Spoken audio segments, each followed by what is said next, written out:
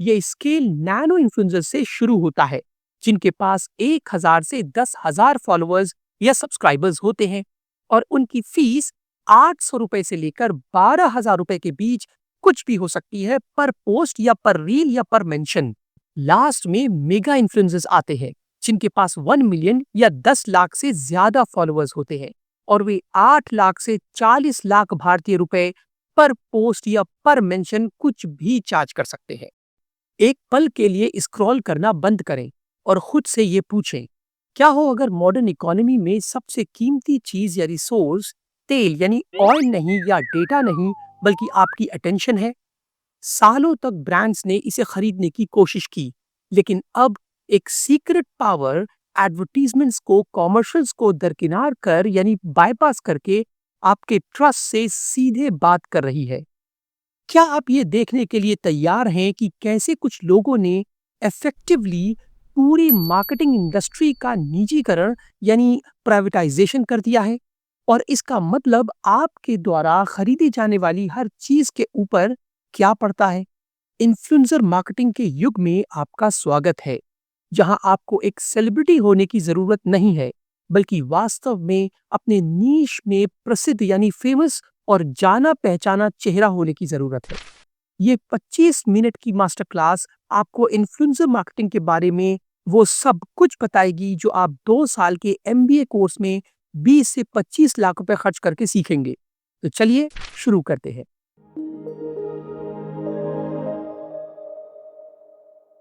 Influencer marketing digital marketing के अंदर social media marketing का एक टाइप है, जहां ब्रांड्स उन व्यक्तियों के साथ कोलैबोरेट करता है जिनकी एक स्पेसिफिक नीश में बड़ी लॉयल फॉलोइंग है और उन्हें उनके नीश में एक्सपर्ट स्टेटस प्राप्त है, ताकि कंपनीज अपने प्रोडक्ट्स या सर्विसेज को एक पर्सनल टच के साथ अपने टारगेट मार्केट में प्रमोट कर सके।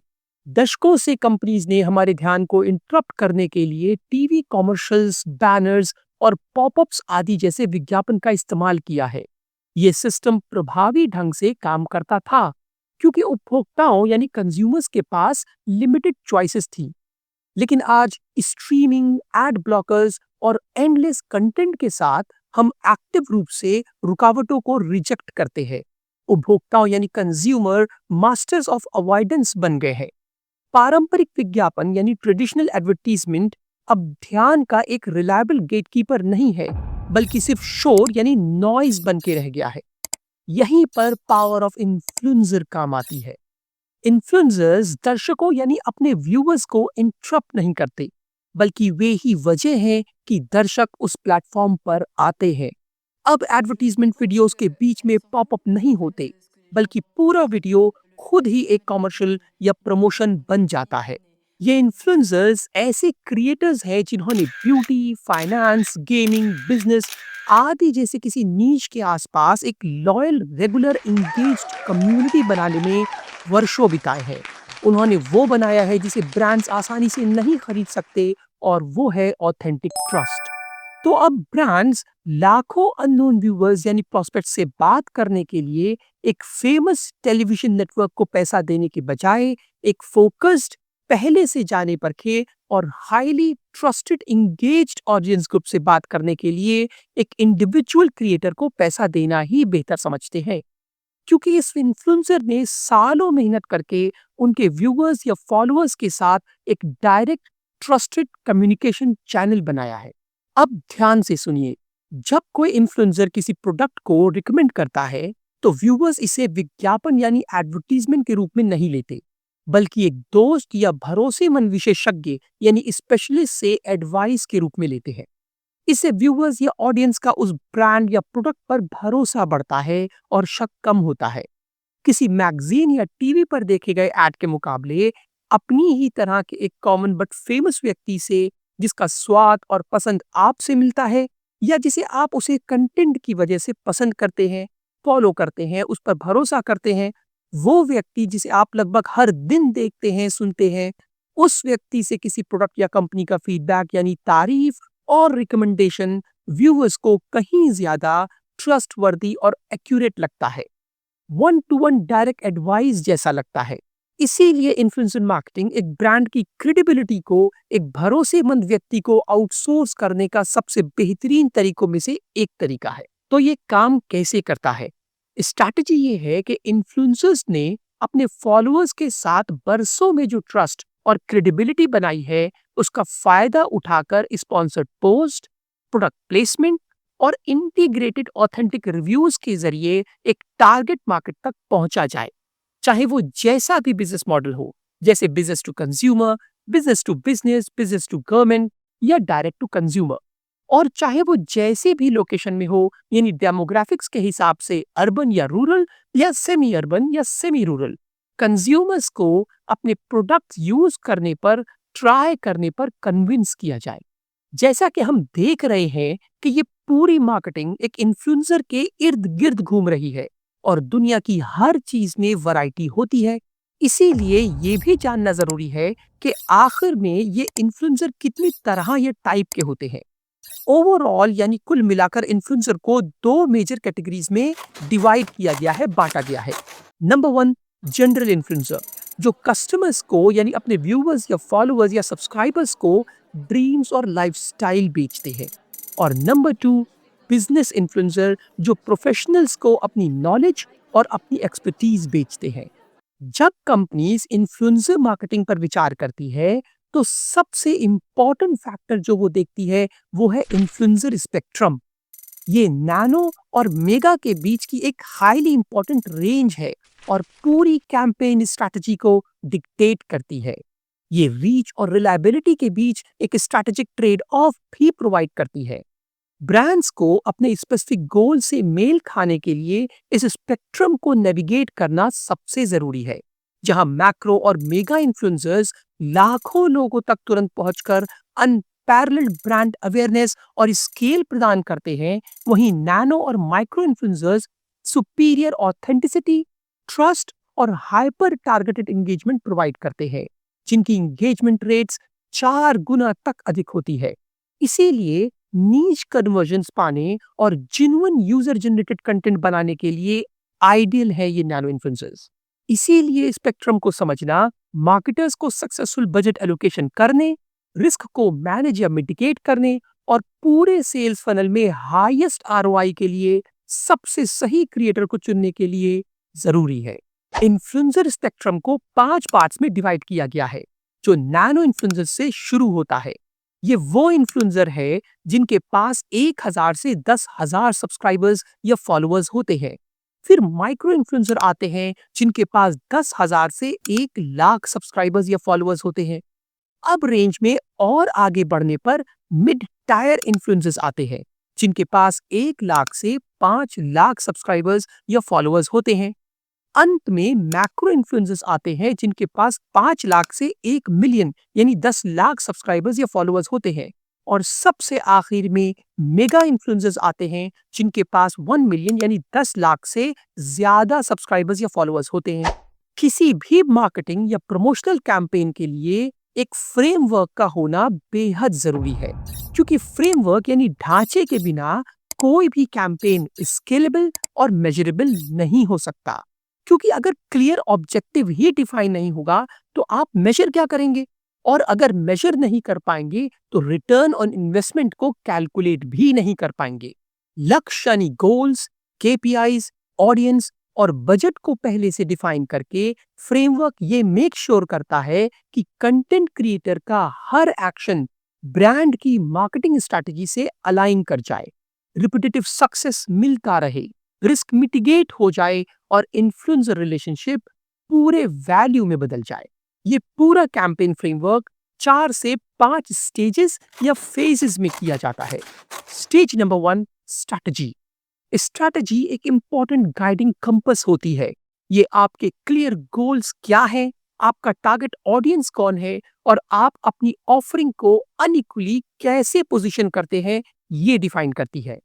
इस स्ट्रैटेजिक फाउंडेशन के बिना एक कैंपेन सिर्फ एक कॉस्टली गेसिंग गेम बन के रह जाएगा, जिससे बजट वेस्ट होगा और इनकंसिस्टेंट मैसेजिंग का जोखिम भी बढ़ जाएगा, जो आपके अल्टीमेट बिजनेस ऑब्जेक्टिव को कभी कामयाब नहीं होने देगा।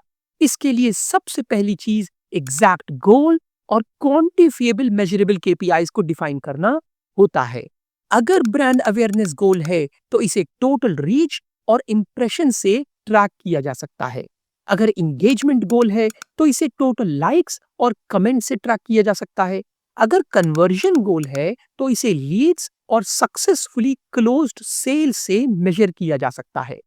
एक बार जब कंपनी ने अपने गोल्स और केपीआईज यानी की परफॉर्मेंस इंडिकेटर्स को डिफाइन कर दिया, तो अब टारगेट मार्केट पर फोकस करने का टाइम है।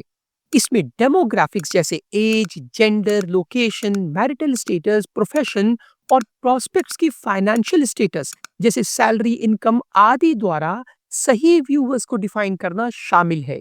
एक बार जब कंपनी अपने व्यूअर्स को जान लेती है, तो सही इन्फ्लुएंसर की तलाश या सर्च शुरू होती है। अब जिस इन्फ्लुएंसर के फॉलोअर्स या सब्सक्राइबर्स कंपनी के डिफाइंड टारगेट मार्केट क्राइटेरिया से मैच कर जाएगा, उसका स्पेक्ट्रम, जैसे कि वो नैनो इन्फ्लुएंसर है या माइक्रो इन्फ्लुएंसर है या मेगा इन्फ्लुएंसर है, देखा जाएगा। और फिर इन्फ्लुएंसर की कंटेंट पर एवरेज एंगेजमेंट जैसे views, likes, comment, shares etcetera भी देखी जाएंगी, परखी जाएंगी। फिर कंपनी मूव करेगी अपने तीसरे फेज की तरफ, जो है बजट और कंपनसेशन को डिफाइन करना। कंपनी फंड्स एलोकेट करती है और पेमेंट स्ट्रक्चर जैसे फ्लैट फी, एफिलिएट कमीशन या गिफ्टिंग के ऑप्शंस पर डिसीजन लेती है। एक बार जब कंपनसेशन या फी तय हो जाती है, तो सही प्लेटफॉर्म फॉर्मेट और कंटेंट टाइप डिसाइड किया जाता है, जैसे reels, long form videos, short videos या जो ट्रेंडिंग हो। लेकिन हमें यह भी समझने की जरूरत है कि दूसरा और तीसरा स्टेप ऑर्डर में नहीं है, क्योंकि कंपनीज टारगेट मार्केट से बहुत पहले टारगेट प्लेटफॉर्म डिसाइड कर सकती है। लेकिन आमतौर पर टारगेट मार्केट डिफाइन होने के बाद ही टारगेट प्लेटफॉर्म को चूज किया जाता है, जिसके लिए हमारे पास ढेर सारे सोशल मीडिया प्लेटफॉर्म्स के ऑप्शंस पहले से मौजूद हैं।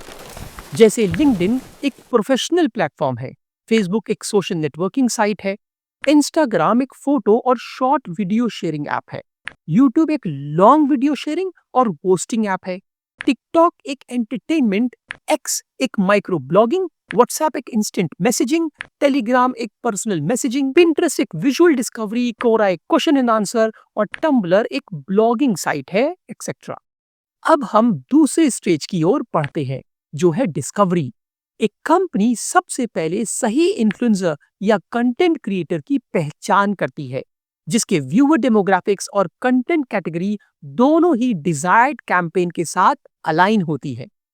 कंपनी इन्फ्लुएंसर की एंगेजमेंट रेट, ऑडियंस डेमोग्राफिक्स और ऑथेंटिसिटी का एनालिसिस करती है, जो बॉट्स या फेक फॉलोअर्स की जांच होती है। अगला स्टेप है फाइनल शॉर्टलिस्टिंग, जहां कंपनी वेरीफाइड क्रिएटर्स के शॉर्टलिस्टेड ग्रुप में से एक कंटेंट क्रिएटर या इन्फ्लुएंसर को फाइनल कर देती है, यानी चुन लेती है जो हर हिसाब से बेस्ट फिट हो। अब आती है थर्ड फेज या तीसरा चरण, जो है एक्टिवेशन।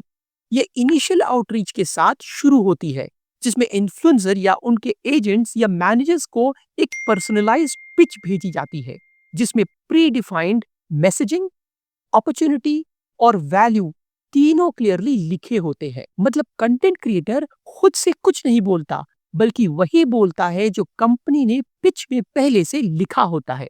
हाँ, कुछ चीजें जो कंपनी या ब्रांड या प्रोडक्ट या कैंपेन को क्रिएटिवली और एम्फेसाइज कर दे और मैसेज निगेटिव ना हो या ओवर कमिटमेंट ना हो, तो वो इन्फ्लुएंसर एड ऑन कभी कभी कर सकता है। पर फाइनल रिलीज से पहले कंपनी से जरूर वेट करती है, चेक करती है। इसके बाद बातचीत और समझौता यानी निगोशिएशन और एग्रीमेंट होता है, जहां compensation, posting rights, content deliverables और डेडलाइंस फाइनलाइज की जाती हैं। फिर कॉन्ट्रैक्ट साइन किया जाता है, जहां उपयोग के अधिकार यानी यूजेज राइट्स और डिस्क्लोजर्स को लीगली बाइंडिंग एग्रीमेंट के साथ औपचारिक रूप दे दिया जाता है। लास्ट में क्रिएटिव ब्रीफिंग की जाती है, जहां messaging, brand tone, necessary hashtags and do and don'ts पर क्लियर गाइडलाइंस भी दे दी जाती है। जबकि क्रिएटिव फ्रीडम की परमिशन या छूट कभी कंपनी देती है और कभी कंपनी नहीं देती, और ये कंपनी डिसाइड कर सकती है, कंपनी टू कंपनी वैरी भी करता है। चौथा चरण यानी स्कोप है एग्जीक्यूशन। ये प्रोडक्ट या टूल गिफ्टिंग से शुरू होता है। Company product sample, access code या नेसेसरी रिसोर्सेज को इन्फ्लुएंसर्स को भेजती है, मतलब कोरियर करती है या डिस्पैच करती है। इन्फ्लुएंसर अक्सर सैंपल्स को फिल्म करता है, और अगर कंपनी ने खुद से कोई स्क्रिप्ट ना भेजी हो और कंटेंट क्रिएटर को फुल क्रिएटिव फ्रीडम दे दी हो, यानी आप जो चाहे वो बोलें, तो उस केस में फर्स्ट कट स्क्रिप्ट लिखकर मैंडेटरी रिव्यू, फीडबैक और अप्रूवल के लिए ब्रांड को सबमिट कर दिया जाता है। एक बार इन्फ्लुएंसर को कंपनी से अप्रूवल या गो हेड आ गया, तो इसके तुरंत बाद कैंपेन लॉन्च या पोस्ट कर दिया जाता है। इन्फ्लुएंसर रिक्वायर्ड लीगल डिस्क्लोजर्स जैसे हैशटैग एड या हैशटैग स्पॉन्सर्ड के साथ अपने कंटेंट को अपने चैनल पर पब्लिश या पोस्ट या अपलोड कर देता है। लास्ट में उस कंटेंट यानी पोस्ट या वीडियो या रील का कंटेंट एम्प्लीफिकेशन भी किया जा सकता है, जिसमें ब्रांड इन्फ्लुएंसर की पोस्ट को एडवर्टीजमेंट की तरह चलाने के लिए पैसा देती है, जिसे वाइट लिस्टिंग कहा जाता है, ताकि कैंपेन ज्यादा लोगों तक पहुंच सके, उसकी रीच बढ़ जाए और ज्यादा सक्सेसफुल, ज्यादा प्रॉफिटेबल साबित हो, ओवरऑल कन्वर्जन ज्यादा हो। लास्ट स्टेज है मेजरमेंट। इसमें परफॉर्मेंस ट्रैकिंग शामिल है, जहां unique promo code, UTM link और प्लेटफॉर्म एनालिसिस का यूज करके रियल टाइम में रिजल्ट्स को एनालाइज किया जाता है। फिर आरओआई एनालिसिस और रिपोर्टिंग आती है, जहां रिटर्न ऑन इन्वेस्टमेंट और की परफॉर्मेंस इंडिकेटर्स को इनिशियल गोल्स के मुकाबले कंपेयर किया जाता है। ये प्रोसेस रिलेशनशिप नर्चरिंग के साथ कंप्लीट होता है, जिसमें कम्युनिकेशन एंड कॉन्टैक्ट बनाए रखा जाता है और फ्यूचर की लॉन्ग टर्म पार्टनरशिप्स या ब्रांड एम्बेसडरशिप्स पर भी डिसीजन लिया जाता है। अब बात करते हैं डिजिटल क्रिएटर्स के कंपनसेशन के बारे में। जब हम डिजिटल क्रिएटर्स के कंपनसेशन या फी स्ट्रक्चर की बात करते हैं, तो हम एक ऐसे मार्केट को देख रहे होते हैं जहां फॉलोअर्स काउंट का सीधा मतलब करेंसी है, जो अटेंशन के लिए एक clear non negotiable pricing structure है। इन्फ्लुएंसर स्पेक्ट्रम की शुरुआत होती है नैनो इन्फ्लुएंसर से, जो पर्सनल वैलिडेशन यानी अपने कंटेंट के बदले कुछ मुफ्त गिफ्ट्स या सैंपल प्रोडक्ट्स एक्सेप्ट कर लेते हैं, और ये स्पेक्ट्रम कई टाइप से गुजरते हुए मेगा इन्फ्लुएंसर तक जाता है, जो लाखों रुपए की फीस चार्ज करते हैं। ये कंपनसेशन मॉडल ये दिखाता है कि एक इन्फ्लुएंसर की असली ताकत उसकी उस क्षमता में है, यानी कैपेसिटी में है, जिसके जरिए वो कम लागत वाली चीजों के बदले में, यानी फ्री सैंपल्स के बदले में हाई इंगेजमेंट दे सकता है, यानी नैनो इन्फ्लुएंसर्स। और अगर वो मेगा इन्फ्लुएंसर है, तो अनपैरेलल्ड स्केल और ब्रांड रिकॉग्निशन के लिए लार्ज मॉनेटरी कंपनसेशन यानी भारी कीमत मांगने का हकदार है। इस प्रोग्रेसिव डिजिटल इकोसिस्टम में इन्फ्लुएंस का वैल्यूएशन मनमाना यानी आर्बिट्री नहीं है, बल्कि सीधे तौर पर एक क्रिएटर की स्कार्सिटी, व्यूअर्स पर उनकी सॉवरेनिटी और उनके डिमॉन्स्ट्रेबल मार्केट इंपैक्ट पर डिपेंड करता है। आप समझ रहे हैं मैं क्या कह रहा हूं? फी स्ट्रक्चर इस बेसिस पर डिपेंड करता है कि कंपनी किस कैटेगरी ऑफ इन्फ्लुएंस के साथ जाने का फैसला करती है। और कैटेगरी में मोटे तौर पर, जैसा मैंने पहले कहा, दो टाइप के या दो कैटेगरी के इन्फ्लुएंसर्स होते हैं। जनरल इन्फ्लुएंसर्स जो कस्टमर को सपने, ड्रीम्स या एक लाइफस्टाइल बेचते हैं, और दूसरा बिजनेस इन्फ्लुएंसर जो प्रोफेशनल्स को नॉलेज या अपनी एक्सपर्टीज बेचते हैं। और ये बात हम पहले भी कर चुके हैं। आइए जनरल इन्फ्लुएंसर से शुरू करते हैं। ये स्केल नैनो इन्फ्लुएंसर से शुरू होता है, जिनके पास 1000 से 10,000 फॉलोअर्स या सब्सक्राइबर्स होते हैं, और उनकी फीस 800 रुपए से लेकर 12,000 रुपए के बीच कुछ भी हो सकती है, पर पोस्ट या पर रील या पर मेंशन। फिर आते हैं माइक्रो इन्फ्लुएंसर्स, जिनके पास 10,000 से 1 लाख फॉलोअर्स होते हैं। उनकी फीस 12,000 रुपए से 80,000 रुपए के बीच होती है। फिर मिड टायर इन्फ्लुएंसर्स आते हैं, जिनके पास 1 लाख से 5 लाख फॉलोअर्स होते हैं, और वे 80,000 रुपए से 4 लाख रुपए के बीच कुछ भी चार्ज कर सकते हैं। फिर मैक्रो इन्फ्लुएंसर्स आते हैं, जिनके पास 5 लाख से 1 मिलियन यानी 10 लाख फॉलोअर्स होते हैं, और वे 4 लाख से 8 लाख रुपए के बीच कुछ भी चार्ज कर सकते हैं, पर पोस्ट या पर मेंशन। लास्ट में मेगा इन्फ्लुएंसर्स आते हैं, जिनके पास 1 मिलियन या 10 लाख से ज्यादा फॉलोअर्स होते हैं, और वे 8 लाख से 40 लाख भारतीय रुपए पर पोस्ट या पर मेंशन कुछ भी चार्ज कर सकते हैं। अब हम इन्फ्लुएंसर्स की दूसरी श्रेणी या कैटेगरी की ओर बढ़ते हैं, जो है बिजनेस इन्फ्लुएंसर्स। बिजनेस इन्फ्लुएंसर्स आमतौर पे ज्यादा फी या कंपनसेशन चार्ज करते हैं, क्योंकि उन्हें की ओपिनियन लीडर के तौर पर देखा जाता है। एक की ओपिनियन लीडर ऐसा व्यक्ति होता है जो एक स्पेसिफिक फील्ड या एक हाई फिल्टर्ड प्रोफेशनल नीश में एक्सपर्ट और ट्रस्टेड अथॉरिटी होता है। माना जाता है कि उनके पास डीप नॉलेज, प्रोफेशनल एक्सपीरियंस और क्रेडिबिलिटी तीनों होती है, जो उनकी राय को, उनकी एडवाइस को, उनके फॉलोअर्स के बीच, जो कंपनी के स्पेसिफिक टारगेट ऑडियंस भी है, हाईली रिस्पेक्टेड, वैल्यूड और एक्सेप्टेड बना देती है। उनकी बात का ये प्रभाव यानी इन्फ्लुएंस वेरीफाइड एक्सपर्टीज, क्रेडेंशियल्स और प्रूवन इंडस्ट्री रिजल्ट्स की वजह से बनता है। देखिए, किसी भी कंपनी में बहुत से ऐसे डिसीजंस होते हैं जिनमें हाई रिस्क होता है और जो हाईली लॉजिकल भी होते हैं, जिन्हें अक्सर मल्टीपल स्टेक होल्डर्स के अप्रूवल की जरूरत पड़ती है।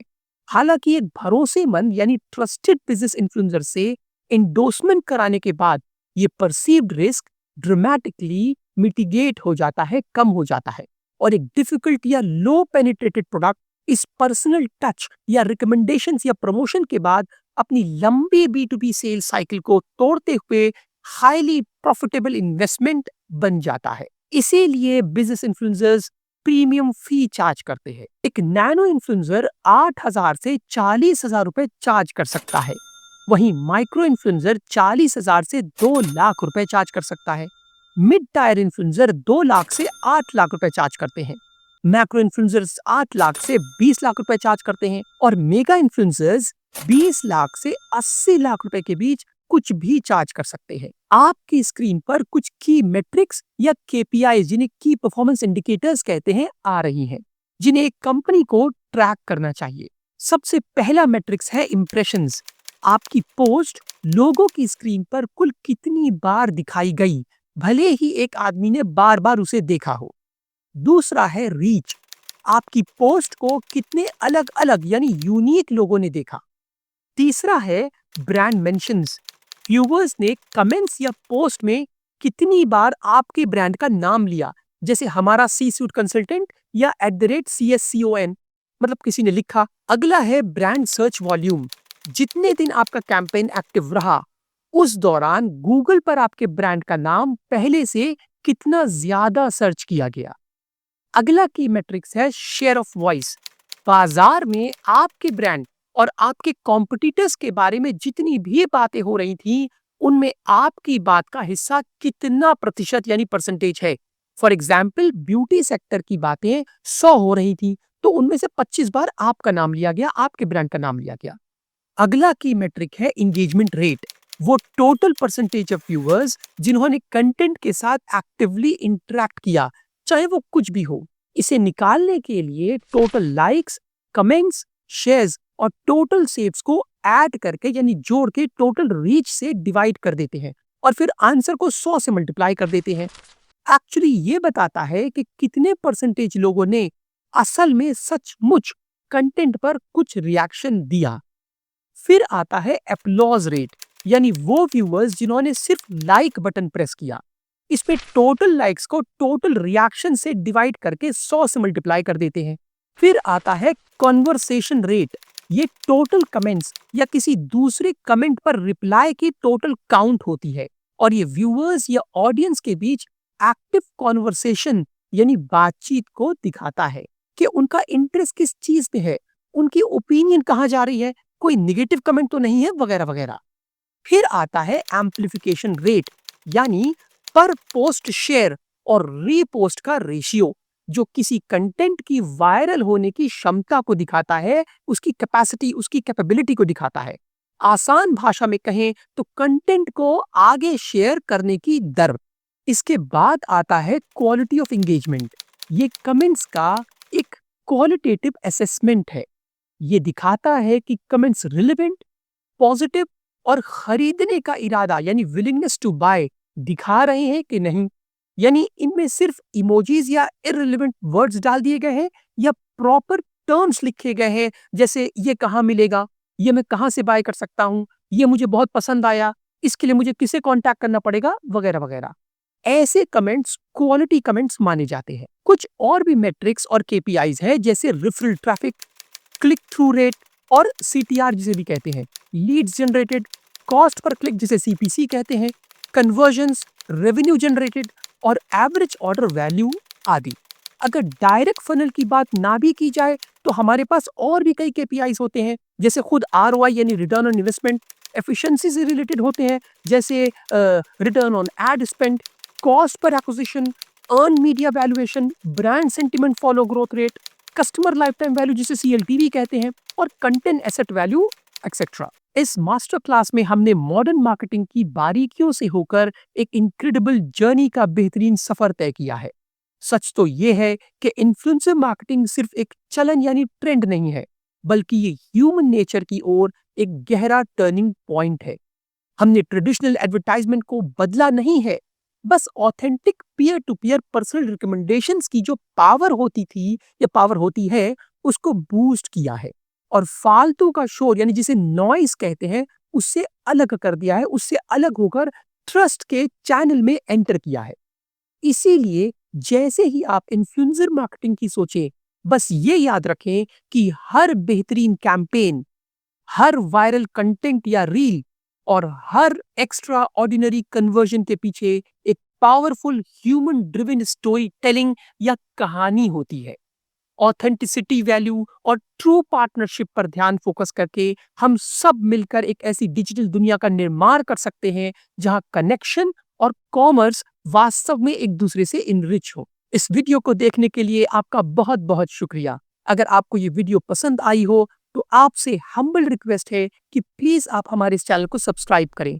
हम समाज में कोई बुराई नहीं फैला रहे हैं, बल्कि एजुकेशन और नॉलेज को सब लोगों तक पहुंचा रहे हैं। प्लीज सब्सक्राइब बटन पर क्लिक करें। हम जल्दी ही बिजनेस वर्ल्ड के अगले 20 मोस्ट इंपॉर्टेंट टॉपिक्स को कवर करेंगे और आप ध्यान रखें कि ये आपसे मिस ना हो जाएं। अपना ख्याल रखिए, खुश रहिए, उम्मीद कभी मत हारिए। जय हिंद, शुक्रिया।